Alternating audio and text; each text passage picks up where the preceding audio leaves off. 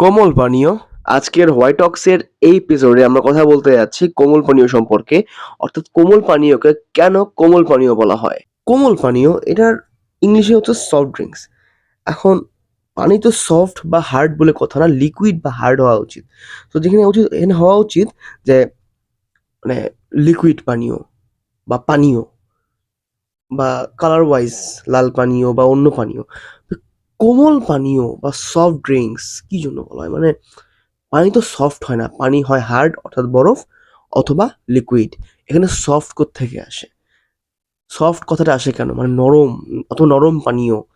কোমল, soft, নরম। মানে কোমল তো বলার প্রয়োজন নাই। এখানে নরম পানীয় অথবা শক্ত পানীয়। তাহলে আমরা আইসক্রিমকে কি বলতে পারি? শক্ত পানীয়? মানে কোমল পানীয় কেন বলবে? কোমল পানীয় যদি মানে কোমল পানীয়, শক্ত পানীয় মানে কি বলবো? মানে আমি মানে বুঝতে পারি না। অ্যান্ড মানে ভিডিওটা ভালো লেগে থাকলে সাবস্ক্রাইব করে দাও। Thank you.